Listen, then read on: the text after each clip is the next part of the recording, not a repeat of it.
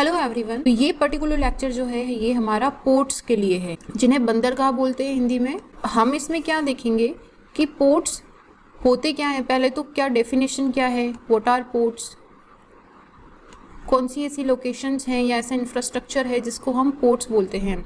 फिर हम ये भी देखेंगे कि टाइप्स ऑफ पोर्ट्स क्या हैं। सिर्फ एक ही टाइप का नहीं होता है, there are different types of ports, different types study करेंगे। And we will also see की इम्पोर्टेंस क्या है, बहुत इनकी एंशियंट टाइम से लेके इम्पोर्टेंस है। So why ports are so important. उसके बाद में हम देखेंगे कि लाइक पोर्ट्स जो हैं ये कोई नया आइडिया नहीं है, ये बहुत एंशियंट टाइम से, जैसे हमारी अगर इंडस वैली सिविलाइजेशन की बात करें तो वहाँ से चलता आ रहा है। तो हम पढ़ेंगे कि इंडिया के अंदर एंशियंट पोर्ट्स कौन से हैं, कौन से ऐसे पोर्ट्स थे और क्यों इनकी इम्पोर्टेंट है। तो यहाँ से हमें पता चलेगा कि पोर्ट्स जो हैं ये सदियों से बहुत ही महत्वपूर्ण रहे हैं। और उसके बाद में हम कुछ एग्जांपल्स भी देखेंगे। उसके बाद में हम देखेंगे कि इंडिया में कितने पोर्ट्स हैं, इंडिया में कौन से पोर्ट्स हैं और वो पोर्ट्स जो हैं उनकी लोकेशन क्या है। साथ में ही हम उनकी रिलेटिव लोकेशन भी देखेंगे कि वो ईस्टर्न कोस्ट पे है या वेस्टर्न कोस्ट पे है, वो ट्रॉपिक ऑफ कैंसर से कितना पास में या दूर है। सबसे पहले हम देखते हैं कि पोर्ट्स बोलते किसे हैं। पोर्ट्स जो है एक मरीटाइम फैसिलिटी है, ये वाटरवेज होते हैं, वाटर पोर्ट्स होते हैं कि इनके पास में पानी होना चाहिए, ज़रूरी नहीं है, लेकिन इनको मरीटाइम फैसिलिटी बोलते हैं, जहाँ पे जो शिप्स होती हैं, शिपमेंट्स जो होते हैं वो अपना जो मटेरियल्स लेके आते हैं उनको लोड या फिर अनलोड करते हैं, खाली होते हैं या फिर जो शिप्स होते हैं वो भरे जाते हैं।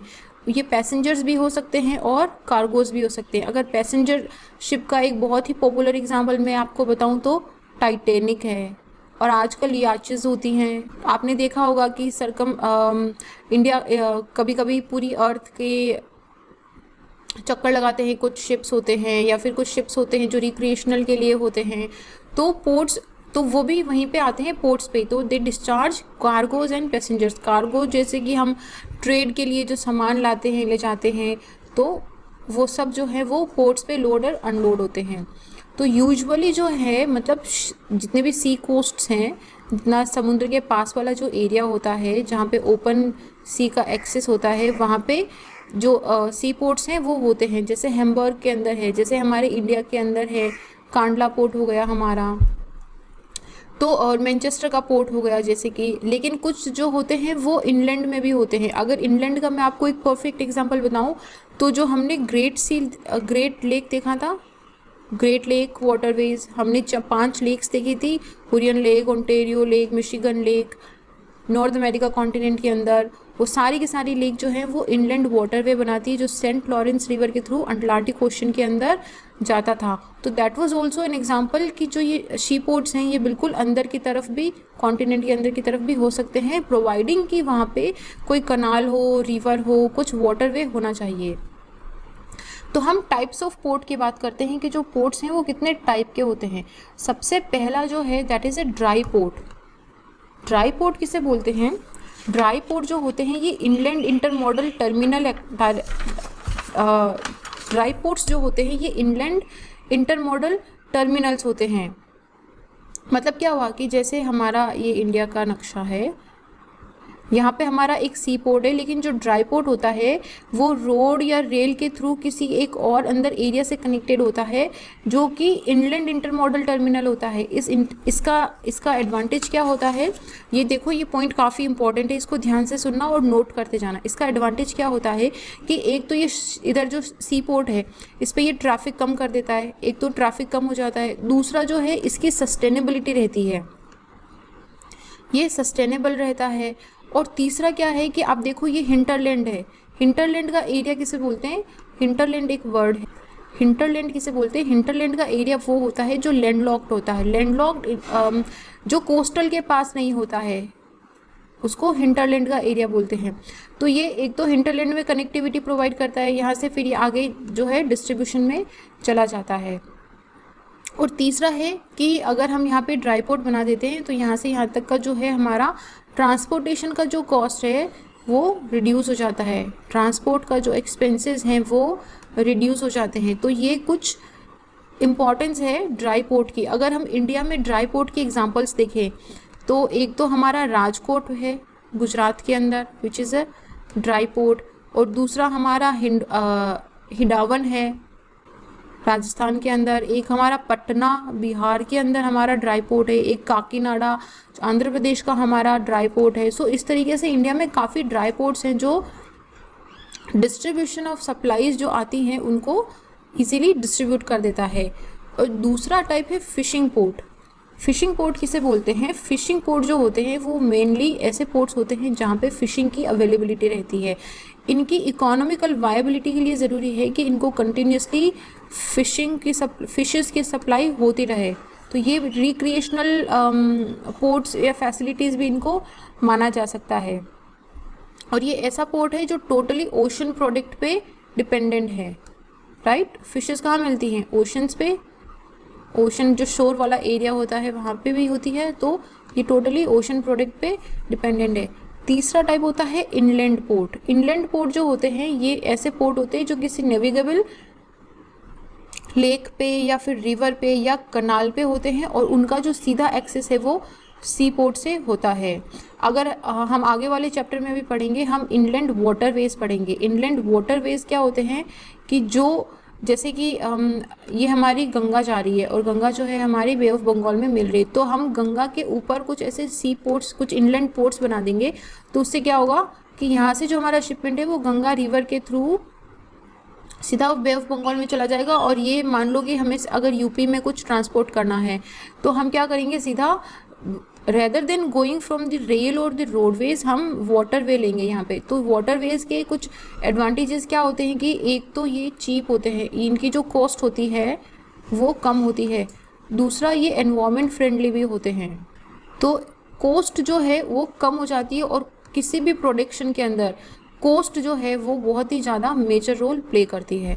तो ये तो हो गया हमारा इनलैंड पोर्ट का। सी पोर्ट्स की बात करें तो सी पोर्ट्स जो हैं जो हमारे शोर्स पे होते हैं, जैसे हमारा चेन्नई पोर्ट हो गया, जैसे हमारा जवाहरलाल नेहरू पोर्ट है, ये सारे सी पोर्ट्स होते हैं जो सी से सीधा कनेक्टेड रहते हैं। ये दो तरीके होते हैं, कार्गो पोर्ट्स हो सकते हैं या फिर क्रूज होम पोर्ट्स हो सकते हैं।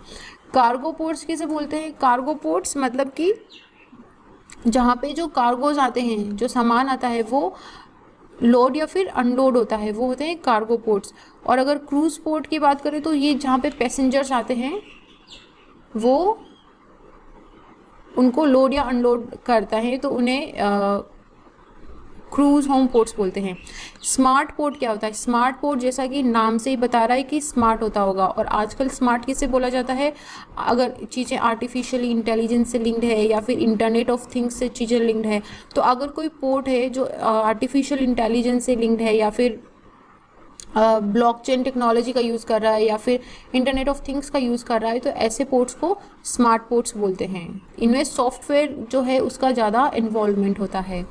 तो ये तो हो गया हमारा टाइप्स ऑफ पोर्ट के बारे में। अब हम इम्पोर्टेंस ऑफ पोर्ट की बात करते हैं। देखो पोर्ट्स इम्पोर्टेंट क्यों हैं, ये तो मैंने सिर्फ कुछ ही रीजंस बताए हैं। बाकी जो पोर्ट्स हैं वो पूरी कंट्री की जो इकोनॉमिक कंडीशन है, कंट्री की कनेक्टिविटी पूरे वर्ल्ड के साथ कैसे होगी, कंट्री का डिप्लोमेटिक रिलेशन कैसा होगा बाकी कंट्री के साथ, कंट्री की स्ट्रैटेजिक लोकेशन कैसी होगी। अगर जैसे कि सिंगापुर का पोर्ट है, अगर वहाँ पे स्ट्रेट ऑफ मलक्का नहीं होता तो शायद सिंगापुर के पोर्ट की उतनी इम्पोर्टेंस नहीं होती। तो ये स्ट्रैटेजिकली बहुत इंपॉर्टेंट होते हैं। और इसी तरह डिप्लोमेटिक रिलेशंस को मेंटेन करने में अच्छे भी हो सकते हैं, ये बुरे भी बना सकते हैं। तो इनको मेंटेन करने में भी जो है वो पोर्ट्स काफ़ी इम्पोर्टेंट रोल होता है इनका। तो सबसे पहला है कि it is vital for national transport infrastructure. National transport infrastructure के लिए वाइटल कैसे है ये देखो, इनसे जो है पोर्ट से मैक्सिमम जो ट्रेड होता है ना पूरी दुनिया में, मैक्सिमम ट्रेड जो है वो इसके वाया होता है, पोर्ट्स पे होता है, सी वेज से होता है। और वो जो जितना भी सी वेज पे जो शिपमेंट्स होते हैं वो सारे पोर्ट्स पे आते हैं। तो ये एक नेशनल का जो इंफ्रास्ट्रक्चर है बहुत, अगर पोर्ट्स की इंफ्रास्ट्रक्चर बहुत अच्छी है, अगर इसका मतलब है कि फैसिलिटीज़ बहुत अच्छी है, तो वो पोर्ट जो है उसकी कैपेसिटी बहुत होती है कि वो बहुत कार्गो शिपमेंट्स को हैंडल कर सकता है। तो अगर कैपेसिटी अच्छी है तो जो इकोनॉमिक बेनिफिट्स होंगे हमें वो भी ज़्यादा होते हैं। और ये डिस्ट्रीब्यूशनल सेंटर्स होते हैं, जैसे कि अगर हमारा मार्बोगो पोर्ट पे या फिर हमारा JLN पोर्ट पे कोई शिपमेंट आया है तो वहाँ से क्या होगा, ये एक डिस्ट्रीब्यूशनल सेंटर होता है, वहाँ से फिर गुजरात में भेज दिया, राजस्थान में सामान भेज दिया, यूपी में सामान भेज दिया। तो इस तरीके से ये जो है इनकी importance as a distributional centres भी होती हैं। थर्ड है development of industrial cluster and cities. कैसे, जितनी भी आप इंपॉर्टेंट सिटीज़ देखो, जैसे कि मुंबई देख लो, जैसे कि गोवा का हो गया, चेन्नई हो गया, कोलकाता हो गया, ये सारी की सारी कहाँ पे लोकेटेड है, कोस्टल पे। कोस्टल पे इन पे पोर्ट्स होता है, तो जहाँ पे पोर्ट्स होते हैं वहाँ पे नेचुरल है कि वहाँ पे इंडस्ट्रीज़ होंगी। इंडस्ट्रीज़ भी हमेशा ये कोशिश करती हैं कि जहाँ पे उनको ट्रांसपोर्टेशन की इजी और चीप अवेलेबिलिटी हो जाए, वहीं पे वो अपनी जो इंडस्ट्रीज़ हैं वो लोकेट करें। और दूसरा, एम्प्लॉयमेंट भी अच्छा हो जाता है। तो इस तरीके से ये पूरी इंडस्ट्रियल क्लस्टर और सिटीज़ को सपोर्ट करता है। तीसरा, ये ट्रेडिंग सेंटर्स होते हैं, ये मैंने स्पेलिंग थोड़ा मिस्टेक हो गया, these are trading centres, trading centres होते हैं। और चौथा, ये पांचों अर्बनाइजेशन को कैसे, जैसे कि इंडस्ट्रीज़ को सपोर्ट कर रही है, पैसा आएगा, बाहर से माइग्रेंट्स आएंगे, लोग आएंगे, तो यहाँ पे क्या होगा कि ऑटोमेटिकली जो है वो अर्बनाइजेशन का डेवलपमेंट हो जाएगा। जैसे मुंबई एक पोर्ट था, तो मुंबई बहुत जल्दी लाइक इन 1800s के आसपास मुंबई बहुत अच्छी तरीके से एक सिटी और डेवलप होना स्टार्ट हो गया। तो ये अर्बनाइजेशन को स्प्रेड करता है। डिप्लोमेटिक रिलेशंस कैसे अच्छे होंगे, जैसे हम वापस सिंगापुर के पोर्ट का ही एग्जांपल लेते हैं। सिंगापुर का पोर्ट जो है वो स्ट्रेटेजिकली बहुत ही इंपॉर्टेंट है, मतलब क्रूशल है, वो जापान के लिए भी क्रूशल है, फिलीपींस के लिए भी क्रूशल है और चाइना के लिए भी क्रूशल है। तो ये सारी कंट्रीज़ कोशिश करती हैं कि सिंगापुर के साथ जो है इनके रिलेशंस अच्छे रहें। फॉर एग्जाम्पल, अगर चाइना ने सिंगापुर के साथ लड़ाई कर ली और इनके रिलेशंस ख़राब हो गए, तो सिंगापुर ने मना कर दिया कि यहाँ से मैं सिंगापुर के शिपमेंट्स को जाने नहीं दूंगा, या फिर मैं यहाँ पे सिंगापुर के जो शिपमेंट्स आ रहे हैं उनको मैं यहाँ पे रुकने नहीं दूंगा, उनको मैं रिफ़िल नहीं होने दूंगा, उनको फ्यूल नहीं देने देंगे। तो क्या होगा, चाइना को फिर ट्रबल हो जाएगा। तो इस तरह से ये डिप्लोमेटिक रिलेशंस के लिए बहुत इंपॉर्टेंट होते हैं। एंड देन डिफेंस पावर के लिए तो आप समझ सकते हो कि जैसे हमारी नेवी होती है, पोर्ट होता है, तो नेवी वाला जो सिंपल नेवी बोलने से मुझे लगता है कि आपको समझ में आ जाएगा कि किस तरीके से ये डिफेंस पावर में एक इम्पॉर्टेंट रोल प्ले करते हैं। और एम्प्लॉयमेंट के लिए तो जब वहाँ पे बहुत सारा काम आएगा, कार्गोज आएगा, और वहाँ पे जब इंडस्ट्रीज़ बनेंगी तो एम्प्लॉयमेंट वो ऑटोमेटिकली जनरेट करेगा। तो ये तो कुछ बहुत ही छोटे से पॉइंट्स मैंने आपको बताए हैं कि पोर्ट्स की इंपॉर्टेंस क्या होती है। इन पॉइंट्स को आप अगर आंसर राइटिंग में भी यूज़ कर सकते हो, अगर आप किसी भी मेंस का एग्ज़ाम देते हो या राइटिंग का देते हो तो आपको ये बहुत यूज़ होगा कि आप उसमें इंपॉर्टेंस ऑफ पोर्ट्स को बहुत सारी चीज़ों के साथ इंटीग्रेट करके लिख सकते हो। अब हम बात करते हैं इंडिया के एंशिएंट पोर्ट्स की। इंडिया में जो है मैरीटाइम ट्रेड अभी का नहीं है, ये चल रहा है, बहुत सदियों से चल रहा है, ये सेंचुरीज से चल रहा है। ये हमारा जो साउथ एशियन वाला रीजन है, जो हमारा कोस्टल रीजन है, यहाँ पे हमारा गुजरात हो गया, महाराष्ट्र हो गया, तमिलनाडु, केरला हो गया, ये सारा का सारा रीजन बहुत टाइम से मैरीटाइम ट्रेड का एक बहुत ही इम्पोर्टेंट पार्ट रहा है। हमारा जो इंडस वैली सिविलाइजेशन है, आपको एक लोकेशन पता होगा, लोथल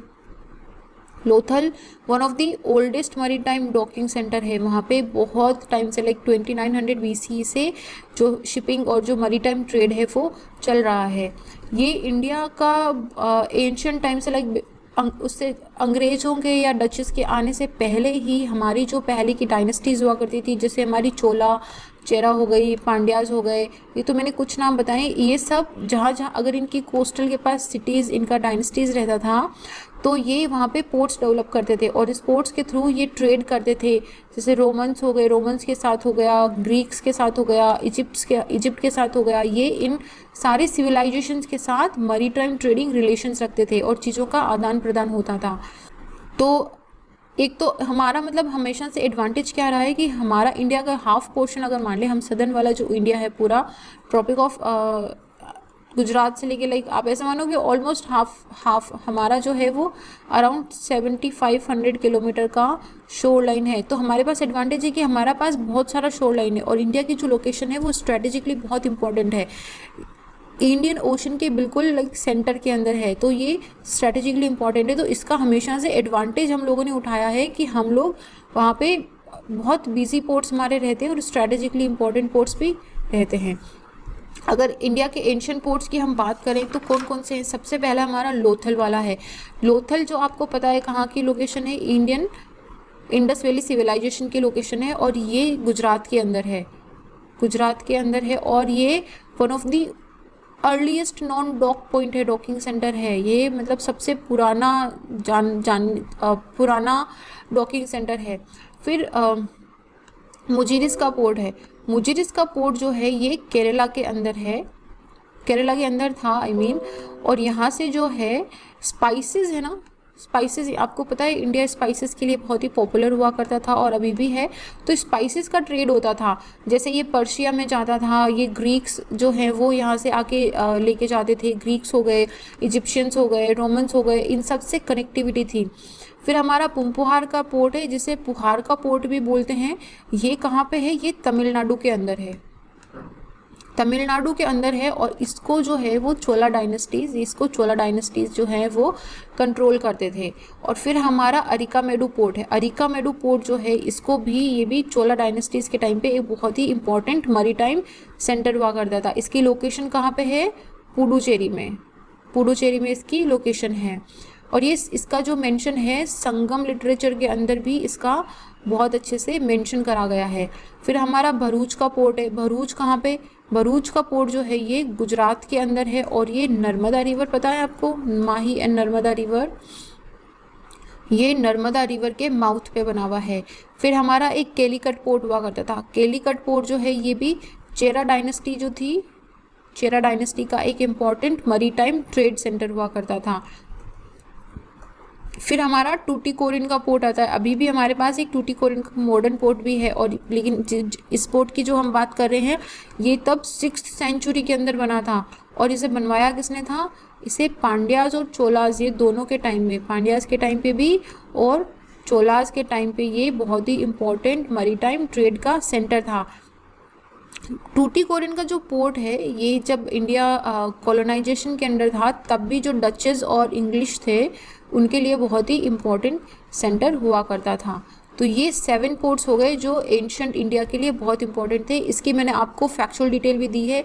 ये आपको प्रीलिम्स में भी क्वेश्चन आ सकता है और मेंस में भी आपको क्वेश्चन पूछा जा सकता है कि जो पोर्ट्स हैं उनकी इंपॉर्टेंस क्या थी, क्यों है, या फिर एंशंट पोर्ट्स क्या थे। तो आप ये अगर आप ये लिख दोगे तो आपको अच्छे खासे मार्क्स मिल जाएंगे। अगर हम लोकेशन देख लें तो देखो ये यहाँ पे लोथल है, यहाँ पे भरूच का था, ये हमारा मुजिरिस का हो गया, ये हमारा पुहार या ये पुहार का पोर्ट हो गया, हमारा कावेरीपट्टनम का पोर्ट जो है, ये हमारी अरिकामेडु का, ये हमारी महाबलीपुरम का पोर्ट हो गया। तो ये इस तरीके से, ये देखो आपको ये कोरकर का पोर्ट हो गया। ये सारे एंशिएंट पोर्ट्स हैं। कौन से? एंशिएंट पोर्ट्स हैं ये सारे। तो अब हम बात करते हैं पोर्ट्स ऑफ इंडिया की। इंडिया के अंदर जो है सबसे पहले मैंने आपको बताया था कि अराउंड 7500 किलोमीटर। तो एग्जैक्टली अगर हम बात करें तो 7,517 किलोमीटर का, अराउंड 7500 किलोमीटर का शोर लाइन है हमारा। इस पूरी शोर लाइन पे अगर हम अपने मैरीटाइम ट्रांसपोर्ट की बात करें तो 70% ऑफ इंडिया का जो वैल्यू के अंदर ट्रेडिंग होता है ना, पैसों के अंदर इंडिया का जो 70% है वो मैरीटाइम के थ्रू होता है। और अगर वॉल्यूम की बात करें तो वॉल्यूम में 95% तक का ट्रेड हमारा मैरीटाइम के थ्रू होता है।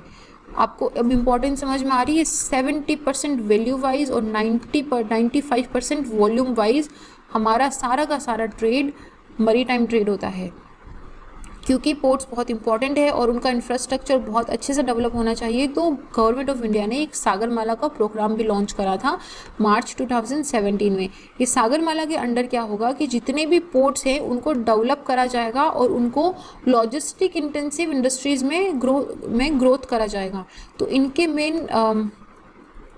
इनका मेन की टारगेट क्या था कि पोर्ट जो है उनका मॉडर्नाइजेशन होगा। पोर्ट मॉडर्नाइजेशन से क्या मतलब है कि जो नए सॉफ्टवेयर्स डेवलप होंगे, सिक्योरिटी के लिए काम करा जाएगा, जो डॉकिंग एंड अनडॉकिंग है उसमें मैनुअल वर्क कम होगा, नए पोर्ट्स को डेवलप करा जाएगा।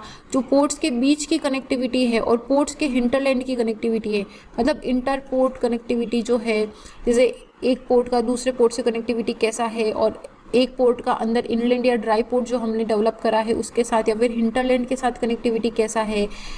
और पोर्ट लिंक्ड इंडस्ट्रियलाइजेशन को भी करा जाएगा कि पोर्ट्स के बीच में भी इंडस्ट्रीज होनी चाहिए कि उनको आराम से पोर्ट के साथ ट्रांसपोर्टेशन की फैसिलिटी मिल सके, और कोस्टल कम्युनिटी डेवलपमेंट, ये बहुत इंपॉर्टेंट होता है। ये इंडिया जो भी इंडियन गवर्नमेंट जो भी अगर प्रोग्राम या प्रोजेक्ट लॉन्च करती है उसमें कम्युनिटी का हमेशा वैसे भी ध्यान रखा जाता है, तो ये कोस्टल कम्युनिटी के डेवलपमेंट के लिए भी काम करेगा। तो ये सागरमाला प्रोजेक्ट था।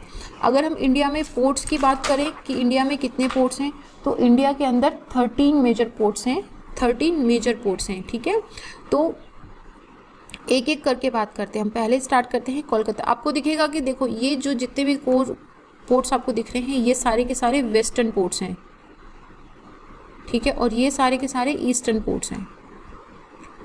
आपको यहाँ से मैंने आपको क्या बताया था, स्ट्रेट ऑफ हॉर्मुज बताया था, गल्फ ऑफ ओमान के पास, और बाब अल मंदब का भी बताया था। तो जो भी शिपमेंट्स, जैसे सुएज कनाल से कोई शिपमेंट आता है या फिर हमारा स्ट्रेट ऑफ हॉर्मुज से कोई शिपमेंट आता है, तो वो शिपमेंट, उन शिपमेंट्स के लिए वेस्टर्न वाले जो पोर्ट हैं वो काफ़ी पास में पड़ते हैं और उनके लिए काफ़ी इंपॉर्टेंट लोकेशन बनते हैं। तो हम एक 1 बाय 1 कवर करते हैं, आप अपनी कॉपी में नोट करते जाना। सबसे पहले कोलकाता पोर्ट की बात करते हैं। तो कोलकाता पोर्ट जो है ये ओनली रिवराइन है, ये हुगली नदी जो है उसके बैंक पे बना हुआ है, हुगली नदी के बैंक पे बना हुआ है, and this is the only riverine project. Riverine project, riverine port का मतलब क्या है, जो नदी के ऊपर बना हुआ है, ठीक है। और ये कहाँ पे है, ये कोलकाता वेस्ट बंगाल के अंदर। उसके बाद हमारा उड़ीसा का है पारादीप पोर्ट। पारादीप पोर्ट जो है ये जब महानदी, यहाँ पे महानदी है, महानदी जब बे ऑफ बंगाल में गिरती है तो महानदी के माउथ पे है, ये महानदी के माउथ पे, महानदी का कॉन्फ्लुएंस जब बे ऑफ बंगाल से होता है तो उसके माउथ पे है हमारा पारादीप का पोर्ट है, ठीक है। और फिर हम बात करें विशाखापट्टनम पोर्ट की, तो विशाखापट्टनम और पारादीप लोकेटेड कौन से स्टेट में है, उड़ीसा में, ठीक है। ये दो पोर्ट्स हमारे हो गए। फिर हम बात करते हैं विशाखापट्टनम की। विशाखापट्टनम कहाँ पे लोकेटेड है हमारा, पहले तो आंध्र प्रदेश में। और ये विशाखापट्टनम जो ये बल्क कार्गोज आते हैं ना, जो बड़ी बड़ी शिपमेंट्स आती हैं बहुत बड़ी बड़ी, तो उन बल्क कार्गोज के लिए विशाखापट्टनम का पोर्ट बहुत इंपॉर्टेंट है। इसकी जो होल्डिंग, जो कार्गो कैपेसिटी है वो बहुत हाई है। उसके बाद हम देखते हैं एन्नौर का पोर्ट। एन्नौर का पोर्ट जो है इसे कमारअज़ार पोर्ट्स भी बोलते हैं, और ये कौन से स्टेट के अंदर है, ये तमिलनाडु के अंदर लोकेटेड है। और ये इंडिया का पहला कॉरपोरेट पोर्ट है, कॉरपोरेट पोर्ट, इंडिया का फर्स्ट कॉरपोरेट। अगर कॉरपोरेट पोर्ट का क्वेश्चन आता है तो हम क्या बोलेंगे, एन्नौर पोर्ट। कौन सा पोर्ट, कॉरपोरेट पोर्ट है ये हमारा, ठीक है। ये as a like public company, आप ऐसा समझो कि इसमें जो 60% स्टेक्स हैं वो गवर्नमेंट के हैं और बाकी की जो स्टेक्स हैं वो प्राइवेट कंपनी होल्ड करती है। उसके बाद है हमारा चेन्नई का पोर्ट। चेन्नई का पोर्ट भी कहाँ पे है, तमिलनाडु में। और चेन्नई का पोर्ट जो है ये बे ऑफ बंगाल के अंदर लार्जेस्ट है। बे ऑफ बंगाल के अंदर अगर लार्जेस्ट पोर्ट की बात करें तो वो कौन सा हो जाएगा, चेन्नई का पोर्ट। और ये सेकंड लार्जेस्ट है, लार्जेस्ट है तो वो हमारा जवाहरलाल नेहरू पोर्ट टर्मिनल है। उसके बाद चेन्नई जो है ये सेकंड लार्जेस्ट है। लेकिन ईस्ट कोस्ट पे, ये ईस्ट कोस्ट है हमारा, ईस्ट कोस्ट पे अगर लार्जेस्ट की बात करें तो कौन सा हो जाएगा, चेन्नई का पोर्ट। और कहाँ पे है वो, तमिलनाडु में। उसके बाद है हमारा टूटीकोरिन का पोर्ट। टूटीकोरिन का पोर्ट जो है इसको भी नया नाम देके VO चिदम्बरम पोर्ट कर दिया गया है। तो ये कहाँ पे, ये गल्फ ऑफ मन्नार है। यहाँ पे जो है गल्फ ऑफ मन्नार का एरिया है, तो ये गल्फ ऑफ मन्नार के एरिया के अंदर लोकेटेड है। कौन सा, टूटीकोरिन का पोर्ट। उसके बाद हम वेस्ट कोस्ट की तरफ चलते हैं। तो वेस्ट कोस्ट में हमारा सबसे पहले आता है कोची का। कोची के पोर्ट की अगर बात करें तो ये जो एक विलिंगडन आइलैंड है यहाँ पे, जो आर्टिफिशियल आइलैंड है, यहाँ पे एक केरला के अंदर विलिंगडन आइलैंड है, which is a artificial island. Artificial island क्या होता है कि हमने बनाया है, इंसान का बनाया हुआ आइलैंड है वो, उस पे है ये हमारा कोची का पोर्ट। और कौन से स्टेट के अंदर है ये, केरला के अंदर, ठीक है। उसके बाद हमारा है बेंगलुरु का पोर्ट। बेंगलुरु का पोर्ट जो है इसे पनाम्बुर का पोर्ट भी बोलते हैं। बेंगलुरु का पोर्ट जो है इसे पनाम्बुर का पोर्ट भी बोलते हैं। और ये कहाँ पे लोकेटेड है, कर्नाटका में। यहाँ पे देखो आप नोट करना, बेंगलुरु को जो पोर्ट है ये एक रिवर है और रिवर का नाम है गुरुपुरा रिवर। रिवर का नाम क्या है? Gurupura river, GURUPUR, Gurupura river. उस रिवर के ऊपर, वो रिवर जब अरेबियन सी में गिरती है तो उस रिवर के माउथ पे बना हुआ है हमारा मैंगलुरु का पोर्ट। मैंगलुरु का पोर्ट कौन से स्टेट के अंदर है? कर्नाटका के अंदर। उसके बाद हम बात करते हैं मारमुगो पोर्ट की। मारमुगो पोर्ट जो है ये कौन से स्टेट के अंदर आता है? सबसे पहले ये गोवा है हमारा, तो मारमुगो पोर्ट जो है ये गोवा के अंदर है। और इसकी इम्पोर्टेंस की अगर मैं बात करूँ तो आयरन ओर जो हम एक्सपोर्ट करते हैं ना, जो हम आयरन ओर एक्सपोर्ट करते हैं उसके एक्सपोर्टिंग के लिए मारमुगो का जो पोर्ट है वो एक्सट्रीमली इम्पॉर्टेंट है। उसके बाद है हमारा जवाहरलाल नेहरू पोर्ट, JNPT के बारे में हमने क्या पढ़ा था कि ये लार्जेस्ट पोर्ट ऑफ इंडिया है। लार्जेस्ट पोर्ट ऑफ इंडिया कौन सा है? JNPT। और largest port of east coast हमने कौन सा बताया था? टूटिकोरिन का बताया था या फिर चेन्नई का बताया था? ईस्ट कोस्ट का लार्जेस्ट पोर्ट जो है वो चेन्नई है, which is also the second largest. लेकिन अगर हम ओवरऑल सबसे लार्जेस्ट पोर्ट की बात करें तो वो कौन सा है? जवाहरलाल नेहरू पोर्ट। जवाहरलाल नेहरू पोर्ट बहुत ही लार्ज कंटेनर जो होते हैं, ये लार्जेस्ट कंटेनर पोर्ट है। कंटेनर्स किसको बोलते हैं? जो आपने ऐसे बड़े बड़े बॉक्सेस देखे होंगे, आप अगर कभी किसी मूवी में भी देखा होगा आपने कि आते हैं, उसके अंदर लोग बहुत सारी चीज़ें स्मगल करते हैं, तो ये जो है उनको कंटेनर्स बोलते हैं। तो ये जो है ये largest container port of India भी है। और ये कौन से स्टेट में लोकेटेड है? महाराष्ट्र में। महाराष्ट्र के अंदर आपने एक सुना होगा कि एलिफेंटा आइलैंड है, एलिफेंटा केव सुना होगा आपने, उसी तरह एक एलिफेंटा आइलैंड भी है। तो ये जो पोर्ट है वो उस एलिफेंटा आइलैंड पे, उसके शोर पे लोकेटेड है, उसके ईस्टर्न शोर पे ये JNPT वाला जो पोर्ट है ये लोकेटेड है। उसके बाद है हमारा मुंबई जो है ये सबसे पुराना, like one of the oldest port है हमारा। और ये जो शिवाजी की जो सेना हुआ करती थी, शिवाजी राव की जो नेवीज हुआ करती थी वो भी इस पोर्ट को यूज़ करती थी। तो this is one of the oldest port, Mumbai का पोर्ट। और फिर बचता है हमारा कांडला का पोर्ट। कांडला का पोर्ट जो है ये क्रूड ऑयल इंपोर्ट जो है हमारा इंडिया का, यहाँ से मैंने आपको क्या बताया था कि जो स्ट्रेट ऑफ हॉर्मुज से या फिर हमारा जो बाबल मंदब से जो शिपमेंट्स आते हैं वो सारे वेस्टर्न कोस्ट की तरफ जाते हैं। तो जो ऑयल का जो है हमारा जो ऑयल इंपोर्ट है उसके लिए ये बहुत ही इम्पोर्टेंट पोर्ट है। यहाँ पे जो ऑयल के शिपमेंट्स आते हैं वो कांडला पोर्ट पे आते हैं। और सबसे लास्ट में हमारा बचता है पोर्ट ब्लेयर का। पोर्ट ब्लेयर का पोर्ट जो है वो काफ़ी लोग कवर नहीं करते हैं, आपको इसको नहीं भूलना है। पोर्ट ब्लेयर जो है ये हमारा 13th पोर्ट है और ये अभी 2020 के अंदर ही इसको डेडिकेट करा गया है एज ए यंगेस्ट पोर्ट। और ये इंडिया के लिए स्ट्रैटेजिकली बहुत इंपॉर्टेंट है। आप इसकी लोकेशन देखोगे तो स्ट्रैटेजिकली ये हमारे लिए बहुत इंपॉर्टेंट है, क्योंकि जो इंटरनेशनल शिपिंग लाइन्स हैं, जो सऊदी अरेबिया, यहाँ से सऊदी अरेबिया ये स्ट्रेट ऑफ हॉर्मुज से निकल के जो सिंगापुर की तरफ जाती है वो, या फिर USA सिंगापुर की तरफ जो जाती है वो, यहाँ पे पोर्ट ब्लेयर का जो पोर्ट है वहाँ पे रुकती हैं। तो ये पोर्ट ब्लेयर हमारा कहाँ पे है? अंडमान और निकोबार आइलैंड के ऊपर। तो ये हमारे 13 पोर्ट्स हो गए हैं। अब हम यहीं पे एक और चीज़ देख लेते हैं। यहाँ से हमारा ट्रॉपिक ऑफ कैंसर निकलता है। कौन सा निकलता है लाइन? Tropic of cancer. तो अब हमें ये देखना है कि इनमें से कौन से पोर्ट्स जो हैं वो ट्रॉपिक ऑफ कैंसर के बिल्कुल पास में है और कौन सा सबसे दूर है। तो अगर हम सदर्न मोस्ट पोर्ट की बात करें तो वो कौन सा हो जाएगा? हमारा टूटिकोरिन हमारा सदर्न मोस्ट पोर्ट है। और हम अगर सबसे ऊपर नदर्न मोस्ट की बात करें तो वो कौन सा हो जाएगा? हमारा कांडला हमारा नदर्न मोस्ट है, ठीक है। और अगर हम ईस्ट, आपको ये तो ध्यान रखना ही है कि कौन सा वेस्ट और कौन सा ईस्ट में है। और आप एक बार इसको पॉज करके इसके साथ इसकी रिलेटिव लोकेशन भी देखिए कि जैसे मुंबई पहले आता है ट्रॉपिक ऑफ कैंसर से, फिर मारमागो, फिर मैंगलुरु और फिर कोची आता है। उसी तरीके से कोलकाता के नीचे पारादीप है। और ये सारे पोर्ट्स कौन से स्टेट के अंदर हैं वो भी आपको ध्यान रखना है।